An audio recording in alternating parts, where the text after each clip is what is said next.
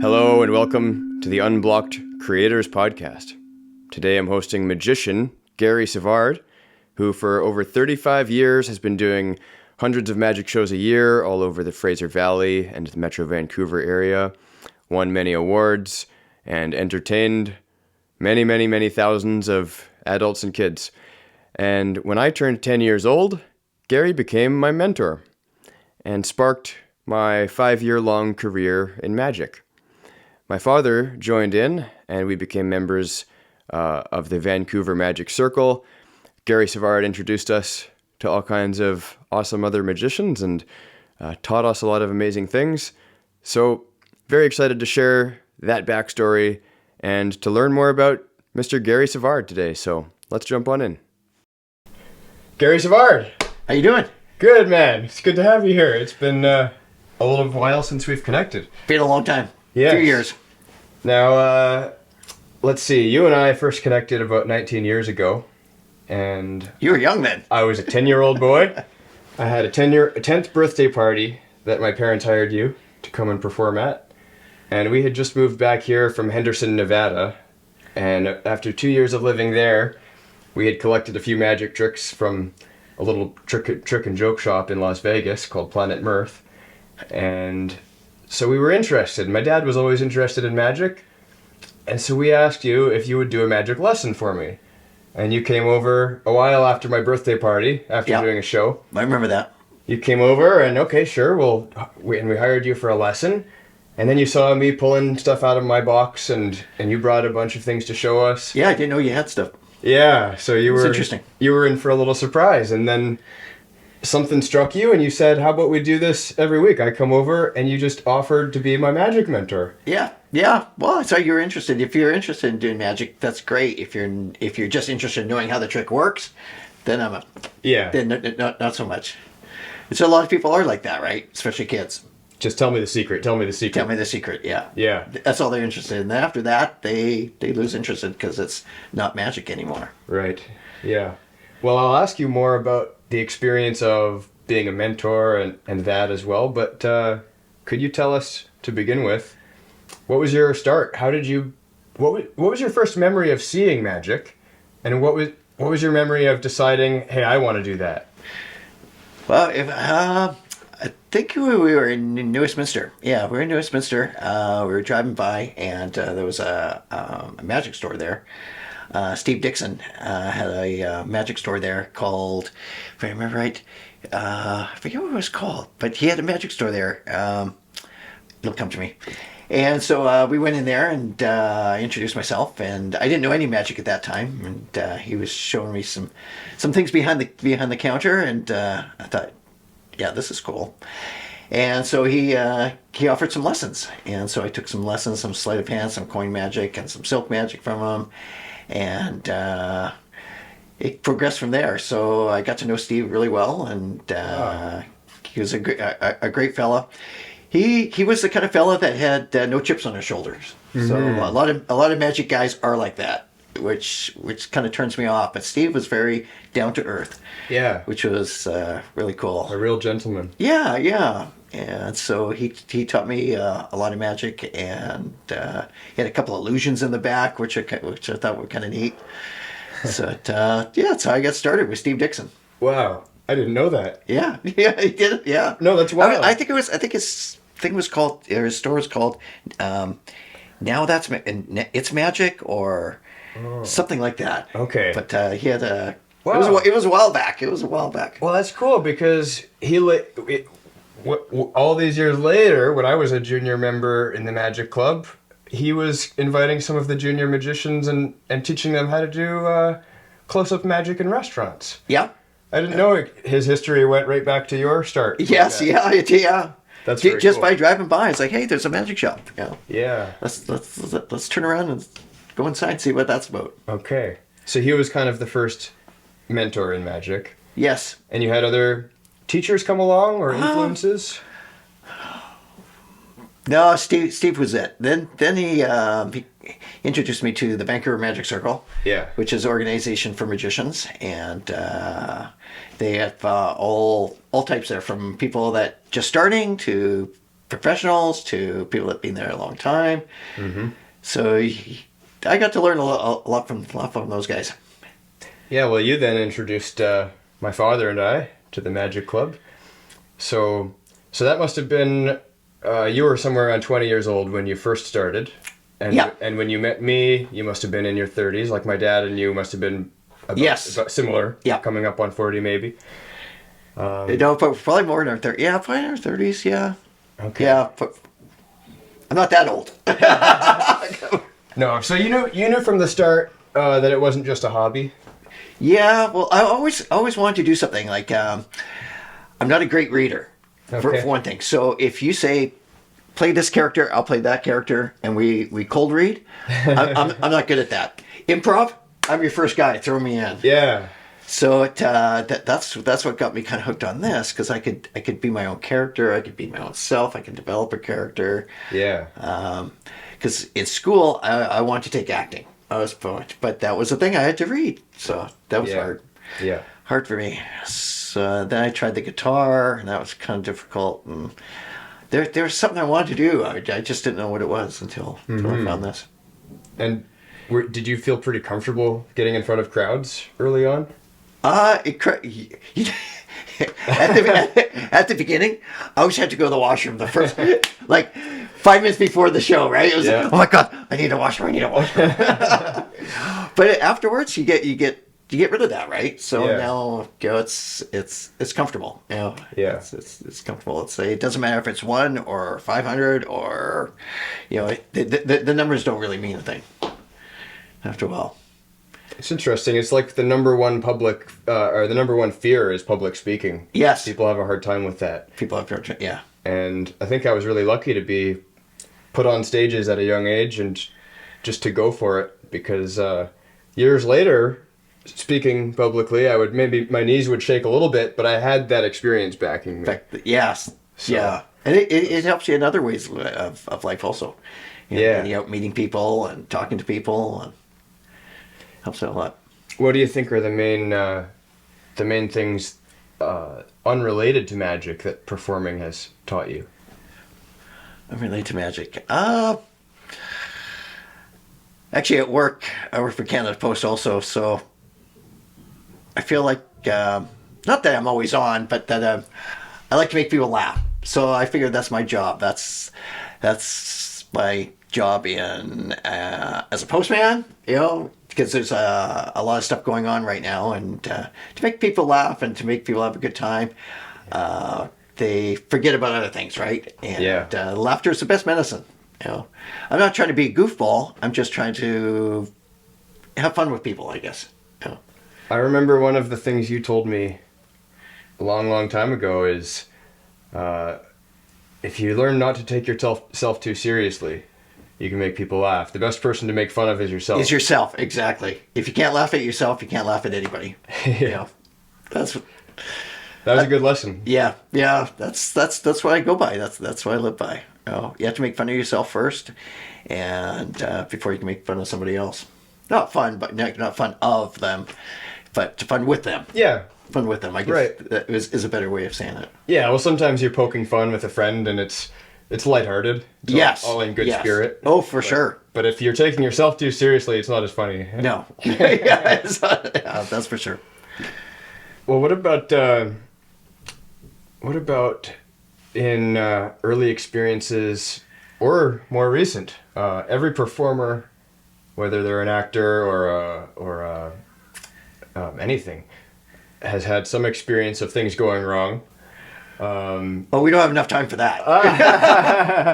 Well, you gotta have one story. I got many stories. So, I'm doing a Christmas show in the mall, right? And there's lots of people. And I'm wearing a white shirt and black pants. Okay, so they say, make sure, before you go on stage, make sure you check everything. Make sure you check your props. Make sure you check your hat. If you're wearing a hat, make sure you check your outfit. Everything, right? So I'm doing everything, and I'm having a good time. And about halfway through, I'm just kind of doing my thing, and I'm glancing around. I notice my fly's down. Oh, I'm wearing a white shirt that's tucked in and black pants, right? So it's like, I'm sure everybody has a story. And so I look down and it's like, okay, I have to fix this, right? I have to fix this. So it happens and I fix it and I move forward. So the thing is not to bring attention to a mess up and move forward. Don't bring a lot of attention to it. Just get it done. And another one is I had this table. I had a billiard act that I was doing, and I had this table, and it was like a billiard table, but it had shelves in it, and the shelves were just compressed in this table. So I'm doing my thing, and I bump the table a little bit, and the whole thing falls. Whole thing falls down. Stuff all over the place, all over the stage, all over the... It was terrible. Luckily, there were curtains. So the gentleman says, you know what? He comes up and he says, we're just going to close the curtains for 5 minutes while Gary gets reset, and we're just going to start over. Wow. That works. Fantastic. That works. So... curtains close, and I reset, and I do it all over again. That was awesome. Great. Yeah. What else can you do? And yes, applying a little bit of misdirection. Yep. Yeah. Misdirection. Yeah. But it's sometimes it's a learning experience also. Yeah. Well, the pressure's on when there's an audience watching, so it's a skill to improvise. Yes. That way. Yeah. And that's another thing is magic can be such a technically challenging thing. You're practicing to do this very, detailed thing. But then when it comes time to do it, you're looking to make it look smooth and sort of improvised, right? Yes. Yes. So what is the key to that? What is the key to being able to be spontaneous when you're performing while you're doing all these kind of technically difficult things? I think not to put a lot of pressure on yourself. Like if you put more pressure on yourself, then that's harder. So if you're doing something and people like it, they'll tell you, and you have to accept that. You can't say, well, but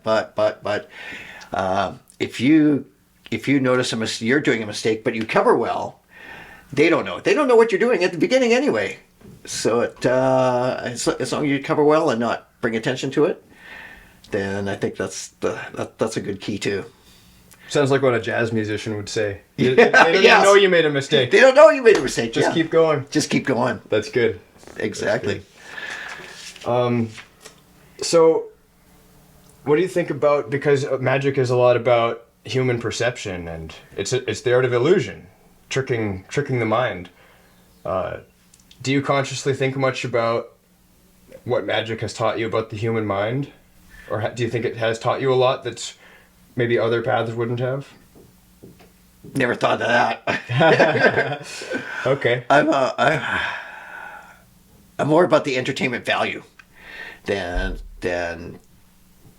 because they always say you have to be an entertainer first and then a magician second. If you're technically really well but a bad performer, nobody's going to watch you. Nobody's going to care. But if you're a good performer and people are interested in you and people like you, what you're doing is sometimes secondary. Mm-hmm. So they're enjoying the ride. They're enjoying the ride because they like you. They're invested in you. They're like what you're doing, and they're having fun with you. Depending.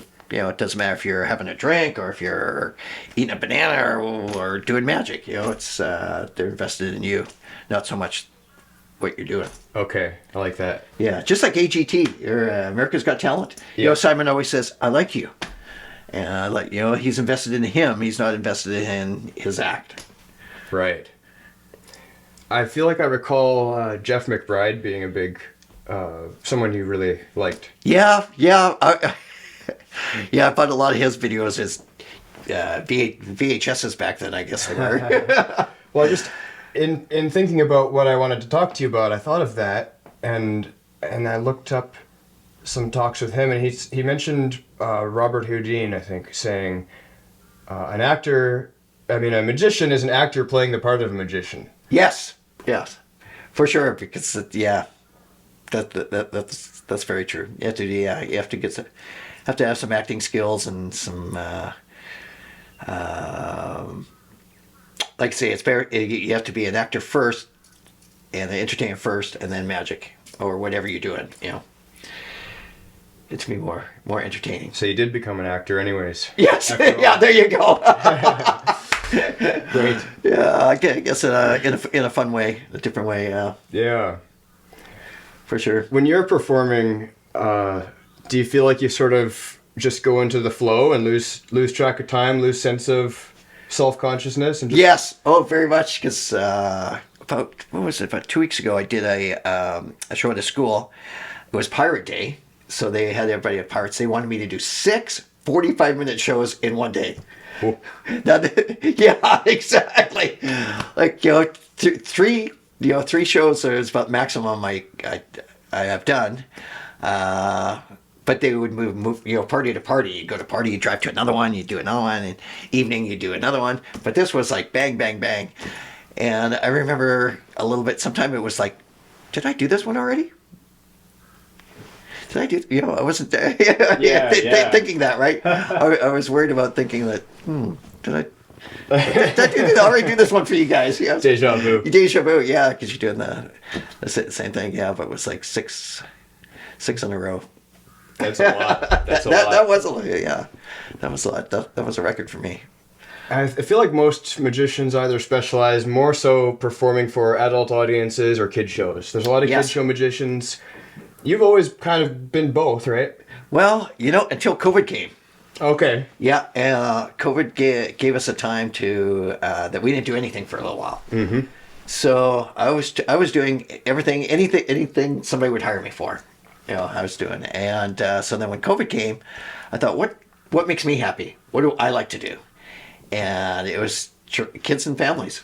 That's what I enjoy doing. It's I enjoy the what would you call it? The naive of the kids, right? Yeah. But you know what? If you suck, they will tell you. If you suck, they're on you. And if they're bored, they're on you too, because you're in their house. They got all their toys there. Yeah. They got the TV there. They got the outside games there. They got their computers there. They got their phone there, and this is all things you're competing against, right? They got their games on their TV. So if you suck, they're out of there, right? So it's one thing you have to keep, a group of kids sitting on the floor for 45 minutes, and sometimes on the call, their mom and dad will talk to you, and they were trying to book you, and they say, well, we got we got 15 like 6-year-olds. Can you hold them for 45 minutes? They're thinking, I can't hold my kid for 10 minutes. I can't even tell them to sit down, and Yeah. And your show has to be completely going all the time. Even when you're going from one trick to another, you have to be engaging, because if you're not, they'll get bored, and they're not afraid to walk out, or get up and walk out, and do something else. So you have to be engaging with them all the time, and getting them to think, what's next? What's he doing? What's going on? Yeah, adults will pretend to be polite. Adults will be polite, yes. Pretend to be polite. Adults will be polite. Yeah. Kids won't.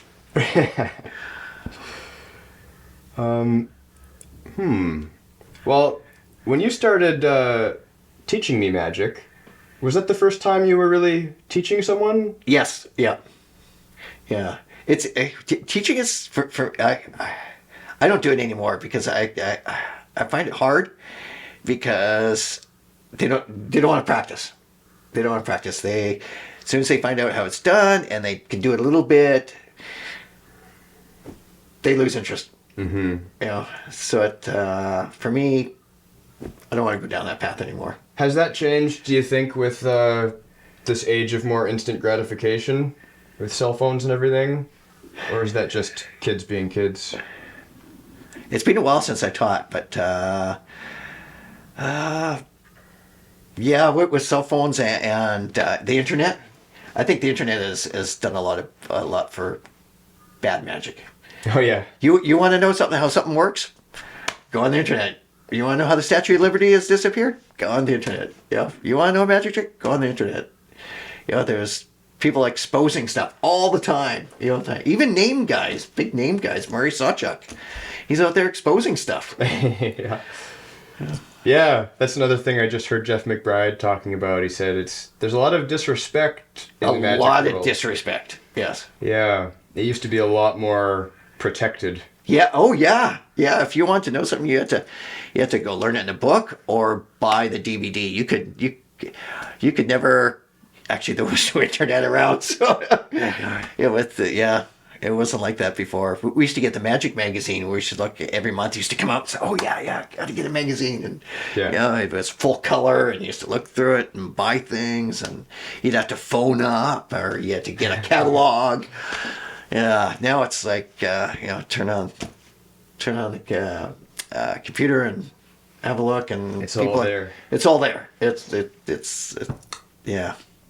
So I stopped performing around age 15 or 16, but to this day, people ask, "Oh, so how's it done? How's it done?" Yes, but I swear my magician's oath, so I keep my oath. Not that I remember a lot. It's been so long that if someone asks me to do a magic trick, there's maybe 2 tricks that I'll sometimes do, but I should learn a couple more again so that I don't sound like a liar when I say I'm a retired magician.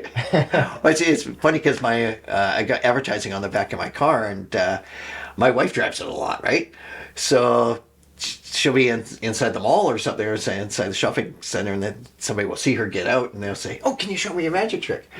Well, I'm sorry. I'm just driving. That's my husband. So she says the same thing. You got to call and hire him. Yes. Yeah. Well, that works. But you did teach some others over the years. You had some students. Actually, I went to a kids camp in Pennsylvania, which was cool. So I found that in the Magic magazine, right? Looking for magicians in Pennsylvania. So it was a big kids camp. 1,000 kids would come to this. They'd have everything from magic to dance to horses to cooking to dance they had all types of things. Kids would fly in. Dad would bring them in a helicopter. So it was wealthy. I think it was like $2,000 a week to send your kid to this big huge camp. They had swimming, skiing. They had everything there. So I went there 1 year, and it was during the summertime. So I think it was 2.5 months. Had a great time. So then I went the following year, and had a great time again. Then the third year, I think I got married and couldn't go anymore. Okay. I think that stopped that. Yeah, that's a big thing to. Yeah. Go that far away. Yeah, but it was good. I was in my 30s and stuff, so it was I was by myself, so like it was good. It was good to get out, and I didn't have any ties back home, and so yeah, it was a good opportunity.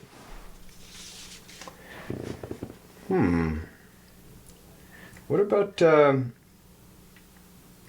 so for other kinds of artists for a minute, let's say, whether someone wants to be a magician or they want to be a painter or an actor, but they're afraid to pursue an unconventional path and maybe worried about what people will think or trying to make a living. What would you tell people who they know they want to, but they're afraid? Okay, I'm going to share something with you. Yeah. So when COVID came in 2019, we couldn't do any magic. We couldn't entertain, couldn't do anything. They wanted us to stay home. Christmas time was coming up, and Christmas that's the time to make your money, I guess. There's a lot of corporate things happening. There's a lot of parties happening. That's the best time. So nothing was happening. So I thought, what else could I do? So I always wanted to be somebody's what do you call it? What's the word I'm looking for? Mascot. Oh yeah. I always wanted to be a mascot, right? I always thought what a great job, The guy's out there, nobody knows who he is. He's just having one hell of a time, right? And so I thought, what else can I do? So I thought, the Grinch, the Christmas Grinch, the Grinch guy had the movie come out, and I thought, maybe I could put that together. So what I did is I got I thought maybe I could put a Grinch together. I could go to the door. I could bang on the door. Mom could have a little present out there, and we could banter back and forth. We're supposed to be 6 feet away, so I thought we'd go 6 feet away, and that'd be good. So I get on the internet and we advertise a little bit. So I needed a costume. So my first costume, I got this. This is where I started. This is my Grinch. My Grinch hat. Nice. So I get this, and my wife paints it up a little bit for me. It's mostly this color. She puts the eyebrows on, and I was doing Jangles the Magic Elf, and so I had some leotards that were green. Went to Value Village, got a Santa outfit, and went out. Right? I didn't know if it was going to be fun. If it was just thought, what the heck? So I got about 6 gigs that year, and it was fun. It was fun. I got that good response. People liked it. And so then I thought, okay, well, this is good. So the second year, I got those people back, and I got a few more. But I had a problem right here. So it wasn't very animated, right? I talked, but my mouth didn't move. Mm-hmm. I thought, oh, I have to upgrade. If I'm going to get some gigs, I got to do a little bit better than a $19.99 mask off of Amazon, right? So I looked around, and I got this, prosthetic? Am I saying that right? Yeah. Prosthetic base, and I came up with this. So this was, and the Grinch, you couldn't go by the Grinch, because I over the internet, I got a friend in the States, and he was doing the Grinch too. But the Grinch name is copyright, so you can't do that. So I started the Grinchy Grouch, the Grinch's Canadian cousin. So this, I kind of got by this. So then I came up with this, and I have a Santa hat that goes over top, and this goes around here, and so I got a jaw here. This would be my jaw. So I thought, I'm gonna, and I put all this hair on. I put the eyebrows on because it just came the front face, and so it was more animated then, right? I got to talk. They got to see my chin move, and so I did this one year, and I thought, okay, well, it was kind of loose though. It was kind of like, it wasn't tight on my face, right? It was kind of loose, and I wasn't 100% comfortable. So then a friend of mine in the States, he says, Gary, I got this mask. Wait till you see it. You're going to love it. So he shows me. I'm like, whoa, where'd you get that? He says, Germany. And I said, whoa. But it was they were like $800 German dollars. So the conversion was quite high, right? But I was getting gigs. So I thought, okay, I'm gonna do it. So I bought it, and so I went up to this.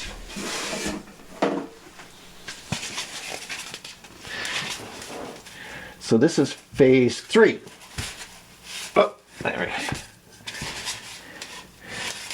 go. Wow. So yeah. Yeah. So it's a little bit better. So it's got a zipper back here, and you would stick it on. You can flip up the hair. It's got some cool eyebrows, and your mouth goes in here. So now I had a little bit of a chin still, and I had that snoot, and but I had a mouth over here, and I could talk, and they could see me talk because my mouth would move, and so I liked that. Yeah. And so this was working good for me. But then something else came about. So the people that make this for Germany had one, and he was making something that the mouth moved. And I had to paint all this part, right? And so I was getting sweaty, and it was like dripping stuff, and I was thinking how to dry it, right? How to keep it dry. And I was working on that, and so then something else came up, and I went, and this is what I'm doing now. For listeners on Spotify, you got to go on YouTube and see the visual here. So this is this is the Wow. Grinchy Grouch. So he's got a full chin, and he can talk, the size, and it just pulls over. Oh, So, that's killer. Yeah, so I got this, and then I go with the sweater. Remember the sweater the Grinch had? Mm-hmm. Yeah, with all the lights and stuff. So I got that, and I got the neat boots and the big hands with the big with the big fingers. So this is what I wear now, and I'm in Chilliwack at a place called 1881. I'm there for 15 nights last year, 15 nights this year, and I do lots of markets and different events. So I'm getting known in Chilliwack and Abbotsford for being. Oh, and in the parade, I do the Chilliwack parade. Yeah. So I'm getting known as the Grinch, the Grinchy Grouch, the Grinch's Canadian cousin. Cool. And it's just something I tried. It's like. So if you don't try, you don't know, right? Yeah. And I started from this to this.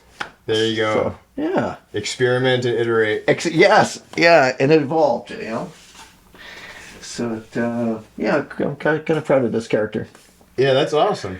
So you're doing that. That takes over. This took in the winter over. Time. It was absolutely crazy because I would do magic and then the Grinch, and then people were asking, "Oh, can you do magic with the Grinch as the Grinch?" So I tried it once, and it wasn't that great because the Grinch has big hands and he has big fingers, right?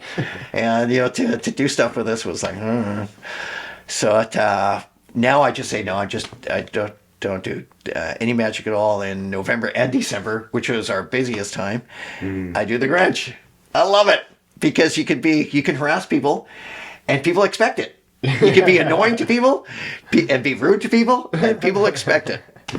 Yeah. So and actually it was funny because people don't know who you are, right? But they know the Grinch. So people come up and hug you, and they want to be with you. They want to. I felt like a rock star, right? They want pictures with you all the time, and they fight over it. It's like, no, I was here first. They fight in line, and it's just.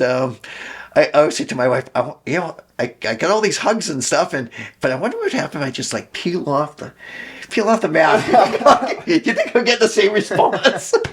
No. Be like, who's this creep? Yeah. You were a celebrity a minute ago. Yeah. That's a celebrity a minute ago. No, I'm not. Oh, that's amazing. But it's a cool character. It's fun. Okay. Yeah, that's something that not a lot of people would even imagine as an option. Well, I want to, there's Santa Claus, and he's been doing the gig for who knows how long, forever. And so the Grinch got really popular with Jim Carrey, and there's supposed to be a Grinch 2 come out, but they were talking about it last year, and I don't know if it'll come out, but he's popular. The Grinch is popular. Yeah. Well, that was a good call. Yeah, it was. I think so. It worked out good. And have you had, other than like you did the Jingles and Jangles at Christmas time, had you played many characters before? No. I Jingles and Jangles was the one a little bit because it was Christmas time.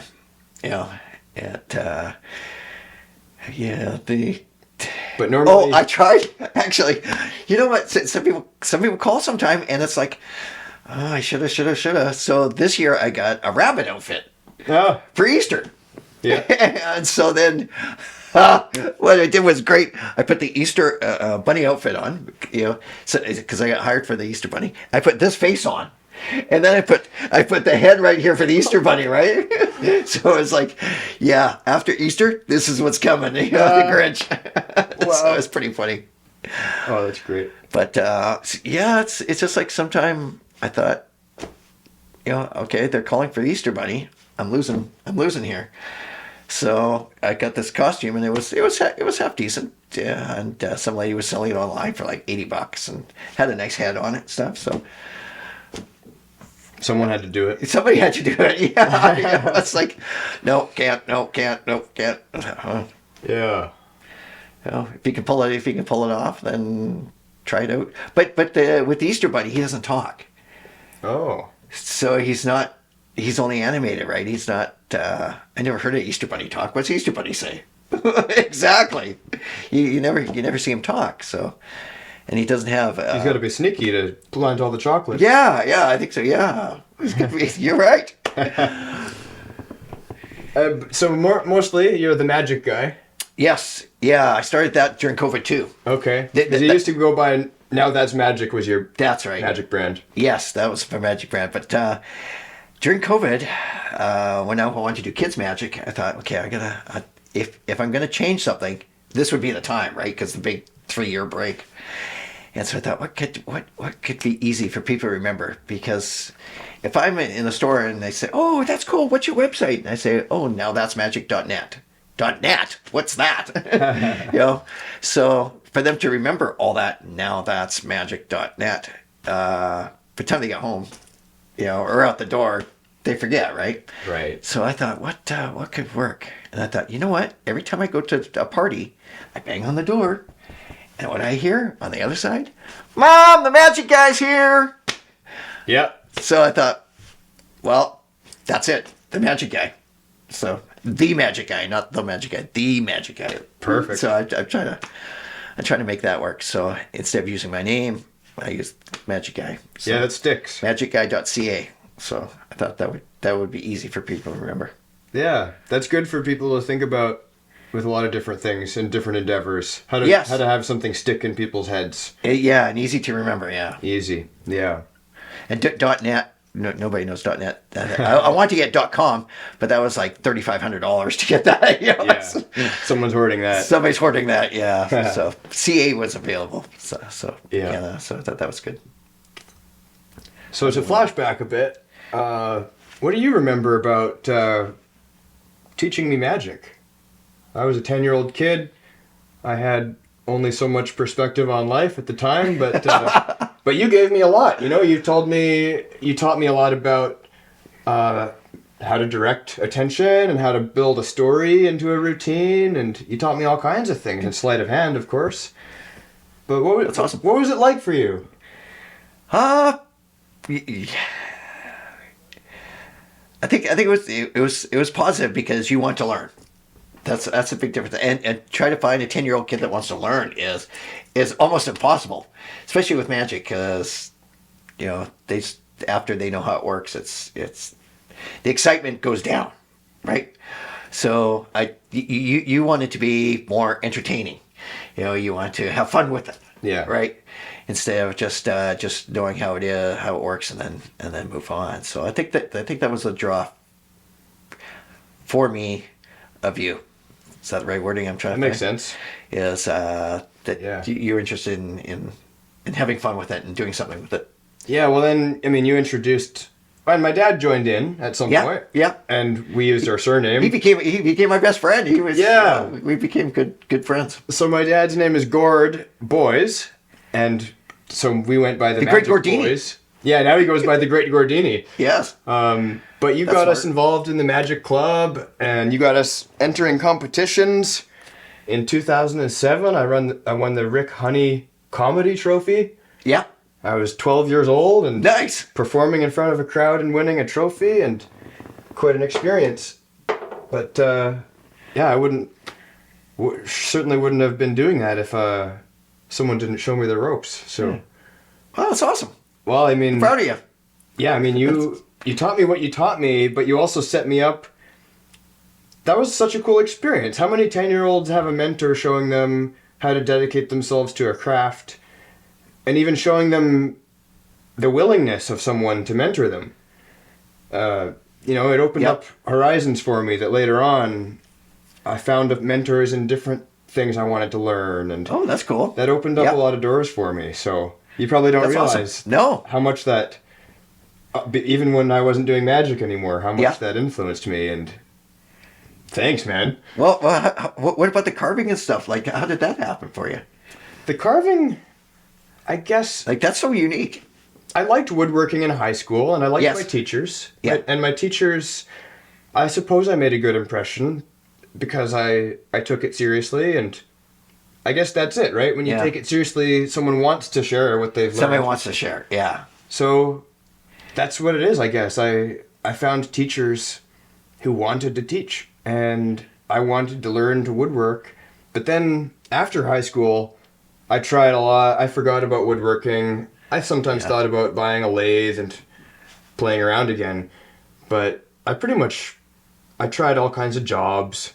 And after doing magic, finding out you could go make a bunch of money in one afternoon having fun. Yes. And then I went and worked at McDonald's. Yes. And I worked as a dishwasher. Yeah. Lots of jobs. Yeah. I've had lots of jobs. Yeah. And even I had good relationships with employers, but I knew that there was other options too. Yes. You could do something fun. Yes. Yeah. So I tell people if I didn't need money, I would still do this anyway because it's very enjoyable.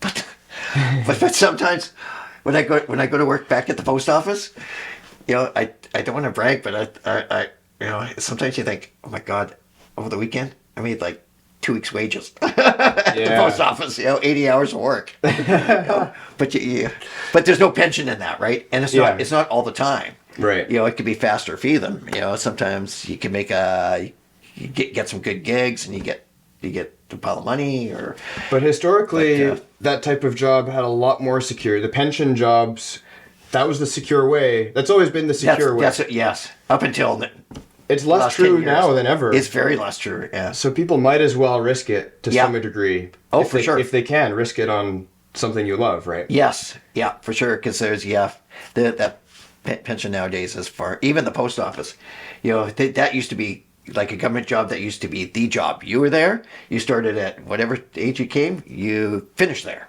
Yeah. Nowadays, the starting wage is not good, and it's not even comparable to some other jobs. We have people that come in, and they after a couple of weeks, they're like, "Well, Joe Blow just offered me $3 more. I'm out of here." And it takes them a long time now these days to get on full time and to into a pension. They got to invest like 6 or 7, maybe sometime 10 years before they even get on, and it's on full time, and it's totally different, and right now we're fighting to save our job. Yeah. There's a big power difference between employer and employee. When as an employee, it's like give us 2 weeks notice, but if you're fired, you're fired. You're gone. Right now. You're gone right now. Yes. And it's kind of crazy. Maybe you'd want to be loyal to a company for a long time because they kind of maybe a little more loyal to you. Yes. And that still exists, but very, very rare. Post office were just numbers. Yeah. Well, it's an amazing thing that when you're retired from the post office, you still get to have fun and have some income, having some fun. Yeah. So it's a good side hustle. Put it that way. It's a great side hustle. Yeah. Well, it'd be it's rare that someone becomes a full-time entertainer and only does it. Yes. That's a hard thing. It's a hard thing. I've had a few friends that done it full time. They've been quite successful on it. Yeah. But I don't know, but I always see sometimes there's a backstory. It's like, somebody helped them, or they had some sort of help along the way, or maybe on the outside it looks like they're doing great, but on the inside they're struggling. Mm-hmm. I got a few friends that done really well. Dave Womack, he's done really well, and Murray Sawchuk, he's done very well. Yeah. There's a few guys from here, that have done really well. But I figured. Sorry, go ahead. No, I was going to say it's true for me too, right? Some people might look and go, "Oh, look, he's doing the woodworking, and he's a web designer," but it's a struggle, and I'm not far ahead in either of these things, right? I with the woodworking, it never became a successful business. It's always been, it pays for itself, sort of, and it's a struggle to keep a wood shop going, and which is why I changed more to carving from joinery stuff. Carving I can do in my living room, and my neighbors don't complain. Because it's not loud. Yeah, there's no bandsaw running. No bandsaw running, yeah. Not too often, anyways. But it's not easy for people to find something that, even if it's a struggle, for it to be financially worthwhile, they still want to do it. Yes. Yeah. You have to be driven by more than the financial reward.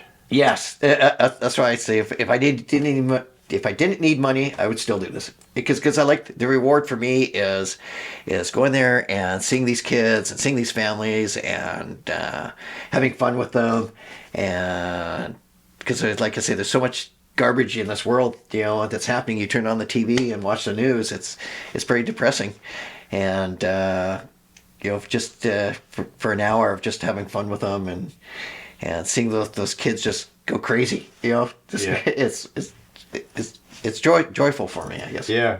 Well, it's something magic will never get old. It's even with the age of the internet, where people can look things up and be immediately entertained. Now we also have AI. The internet's getting more and more full of. Speaking of AI, low quality stuff. So I was on the internet and I was looking at these tiny homes. Okay. And they were nice, right? So I'm coming up and I'm retiring, right? They're like 1-bedroom loft, all beautiful, nice, and not a lot of square footage, but enough. You don't need. I'm thinking you need a living room in front of the TV, need a little kitchen, but they were very nice, right? Mm-hmm. And so they had a bunch of these. I thought, wow, I could live in one of these, my wife and I, and it'd be cool. So I spent about good 3-4 weeks looking at these and thinking, it's time to introduce them to my wife. And I thought, sweetheart, can we look at these? These are really nice. Can they?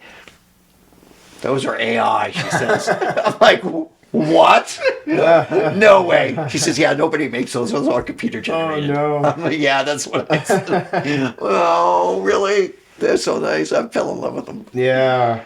But so that's tragic in a way. Like the internet's been incredible for so many things, communication, and although you used to poke at me when I was 14, posting Facebook statuses every few hours, but now it's like it's becoming dull in a way because it's so packed with this kind of empty stuff. Empty, and you don't know what to believe. Right. Yeah. It kind of makes me think maybe as this becomes the new world, people will want to revert more to in-person. I want live music. I want live comedy. Yes. Oh, that's what we're hoping. That's what we're always hoping for. Yeah. Something live. Yeah. Yeah. It's more personal. Big time. Yeah. I want humans. Yes. I want humans in my life. Human interaction. Yeah. But it's over the internet. Sometimes you see before and after. But when I was younger, we would go outside and play, and my mom would yell at us, "Gary, dinner time!" Or the light would come on in the street light or something, and that was time to come home. Yeah. Nowadays, all the kids are. Yep. Doing this, and you'll see them at school. They'll all be sitting down. It'll be lunchtime. They'll all be sitting there. It'll be like 85 of them. And they're talking to the person beside them, right?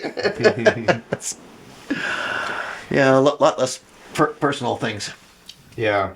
Well, I'm hopeful though. I'm hopeful. I mean, technology's cool. Can do a lot of cool stuff. Yeah. But maybe when the technological magic is too available, we want to put that genie back in the lamp and have the real magic. Yeah. Of awe, experiencing awe together. That's why I like birthday parties. I do a lot of birthday parties, and there's always they're always happening. People are having kids. They're always thinking, well, okay, what are we gonna do this year for our birthday? And parents will put out money for their kids. It's amazing. Yeah. The amount of things they'll do for their kids, and they want to do, and sometimes they want to do better than their neighbor.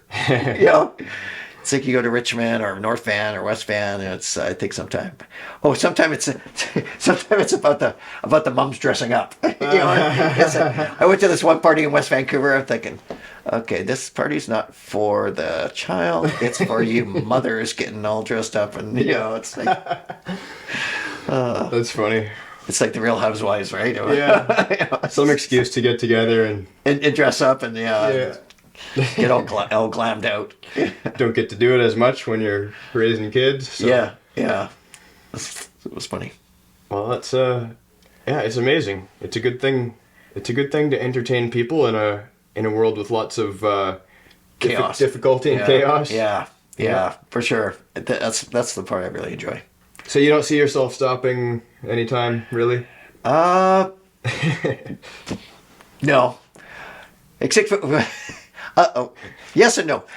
So we bought a place a couple of years back across the line. So it's in the U.S. and it's your dad's fault. And so our summer's so short that that I thought, okay, this July I'm just going to say no gigs and just enjoy the weekends down there and take some unplugged time, I guess you'd call it.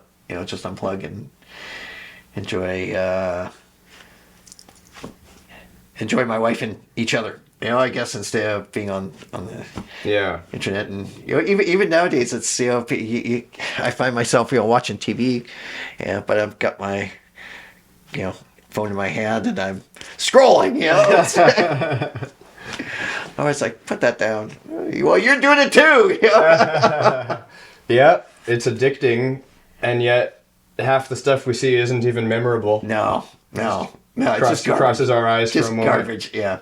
I'm trying to engage more with just going out in nature, and that's awesome. Yeah. I remember my dad and I borrowed your trailer once when I was a kid and went camping, and it seems like that was a regular summer thing. You would always be. Oh yeah, for me it was. Yeah, taking time for that. Yeah. I enjoyed the wilderness and the seeing animals and different life out there. Yeah. So it's a way to unplug. In front of the fire, and with my grandparents, I got lots of memories of that. Well, I think some of the insights about your magic career will inspire people of all kinds, inspire different artists and creators, and it's cool for people listening to my stuff to know a bit of this backstory, because sometimes I mention I was a magician, and sometimes I have friends who've known me for 3 or 4 or 5 years, and maybe they heard that once and forgot, or they never even knew. Yes. You were a magician? Yeah. So it's a strange backstory, and maybe it'll resurface one day, and I'll start doing more magic sometime. But that'd be awesome. Yeah. Even it's a good icebreaker. Even if you had 3 things, that you carried around in your pocket. Sometimes it's a good icebreaker. I've got. Okay, here's a funny story. You got time for a funny story? For sure. Okay. So I'm working at the post office, but I live in Abbotsford, and I'm working in Surrey. So I'm doing the morning shift, early morning shift, like 4 a.m. I got to get there. So I get up, and there's nobody on the road, and I'm flying down the road. I'm doing well over the speed limit. So a cop sees me over an overpass, and he pulls me over. He comes down the highway and everything, pulls me over. It's like 5 a.m. I'm like, what the heck is going on? So he pulls me over and he says, "Oh, you're doing some excessive speeding." And I said, "Yeah, I'm going to work." He says, "Oh," and so he sees my advertising all over my car, right? He says, "Oh, what's this?" And I said, "Oh, I'm a magician too on the weekends." So this is when you got to be ready for everything, right? You got to keep something in your pocket all the time. He says to me, "Oh, well, let's see something." I'm like, "Really?" Oh no! I'm like, "Really?" So I'm thinking in my mind, what's going on? And so he says, "Yeah, let's see. I said, "Well, I got to get out of the car." He says, "Okay." So I get this is a true story. True story. So he invites me. I get out, and we go. He's got his lights flashing, right? We go on the hood of his car. I do a card trick, and like right there, right? And so he's like, "Oh, that's funny," and he's having a good time, right? So then, so I put my cards away, but I palm some, and I have some extra, right? And so he says, "Oh, let's see that again. Let's see it again." Oh, I said, I'm sorry, I can't do anything again. So his guard is down, right? And so I take the cards, and I pull them out of my mouth. And he's like, whoa. He's like, "Oh, that's crazy. And so then he says, "Oh, do that again. I said, I put the cards away, and I saved some. And I said, "No, sorry, I can't. I put them away, and I can't." So he says, "Okay, all right. So he says, and I knew his guard was down. His guard was down. So I do it again." He's like, "Oh, Jesus, you got me." He says, "You got me again." And so he had a good laugh. He says, "That was a $300 show you just did." And I said, "Yeah." I said, what do you mean?" He says, "Well, that speeding ticket would have cost you $300. He Wow. says, "But I'm gonna let you off the hook now." So you gotta always be ready, right? And I got a few stories like that, and just shows right there. So if you got 3 things you can keep in your pocket, Yeah. and That's value. adds value. Yeah, That's incredible. That's a very true story. The getting out of a ticket trick. Wow, Wow. that was awesome. I'll always remember that. Yeah. Well, I think I will. I'd like to learn a couple of rope tricks. A couple of more like everyday object sort of things. Everyday objects, yes. Let me see. What do you got in your garage? And Yeah. find some things to do magic with. Well, you get on the internet and learn. There you go. Just put It's that all in. there. Yeah. It's all there. Yeah. Well, maybe I'll ask you for a lesson one of these days.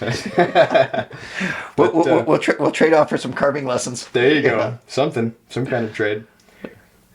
Well, anything come to mind that you want people to know, either about you and what you're doing next, or about the art of magic in general? Well, you can find me at themagicguy.ca. Themagicguy.ca. Yep. So I'm in August? First week of August. I'm at Abbotsford TradeX. I'm there for 3 days, and then I'm going. And then after that, following week, I'm doing the Chilliwack Fair. So these are 2 fairs that are close to home that I've been doing for years. Like, we're talking years. I've been doing the Abbotsford Fair I tried to figure out when I started. I think about 25 years I've been there, even through COVID. I was there through COVID. I think I'm the oldest act there. Yeah. I'm pretty sure the oldest running act there. So I'm doing that one, and then the Chilliwack Fair. I did that one. Been doing that for probably about 12 years in that one. Yeah. So those are the public things, and that I'm doing this year. And then the Grinch. Come see me, the Grinch, in 1881, Chilliwack. It's a new area in Chilliwack that it's like a gas town type thing, but they put a big Christmas tree up there, and they got restaurants there and all shops and different things. And during Christmas time, they have me there, and they have singers there, and they have different entertainment through there. So it's pretty cool. Okay, 1881. 1881 That's all Chilliwack. through December? November and December. Oh, nice. Yes. Maybe I'll even Yes. be able to see then before I escape the Canadian winter again. Are you going again? Somewhere. I'm Yeah, I'm nice. gonna go find somewhere warm again. Oh. Yeah. Last year was Love it. Arizona, Nevada, Cali. This year I might go to some South Pacific island Nice. for a few weeks or a couple months. Yeah. So I'll take advantage of my freedom while I got it. Yeah, for sure. Yeah. I envy that. Yeah. Yeah. Oh, whenever I hear someone say, "Oh, I wish I could do that," it just confirms, okay, I better do it. Yeah, there's too many Better do it. shoulda, woulda, coulda people out there. Yeah. Yeah, people regret more, I think, what they don't do than mistakes. Like Yes. missed opportunities. Missed opportunity, yeah. Yeah. But mistakes, it's an oops. You can kind of move on and Yeah. correct or do something else, hopefully, most of the time. Well, I think that's a pretty comprehensive overview. Yeah, we thanks for wanna- having me. That's great. Yeah, man. Thanks for your role in my life, and thanks for being willing to come and do this. This was cool. Well, it's been awesome to see you grow up and do different things. And Yeah. when I heard you were leaving and going away for a couple of months, I thought, holy cow, that's awesome. What's he gonna do? How's he gonna get around? All these things come to mind, right? And then it's like, who cares? I'll figure out when I get there, right? Yeah. Yeah, that's When there's awesome. a will, there's a way, and Yeah, there's a will, there's a way. Yes, I live a lot by that. yeah. So I think more people should realize that if they want to be a magician, or they want to be a writer, or whatever it is, you just stumble around like an idiot for a little while, and then next thing you know, Yeah. you're getting good at something. It's a learning experience too, and you grow with it. It's not something you can, it's like like playing the piano. You can't just get out there and be somebody. You have to learn the Twinkle Twinkle Little Star first, right? Yes. Before you can I've only gotten to a certain level myself, and there's if I want to there's a lot bigger level that you can get to, but I'm happy at where I am right now, and it's all good. Yeah. It's all good. Well, I've always loved your style of entertaining and making your magic a craft and an art. So Well, thanks. means a lot, man. Appreciate it. Well, Cheers. yeah. Cheers. Well, I hope you enjoyed that episode as much as I did, and stay tuned because I have a lot of exciting guests coming up, from painters to somatic therapists to singers and songwriters, a huge variety of creators of all kinds, inventors, philosophers. Really exciting guest list for the coming weeks and months. So thanks again. Please help extend the reach of this podcast by giving it a review on Spotify or clicking the thumbs up on YouTube. Thanks again so much, and bye for now.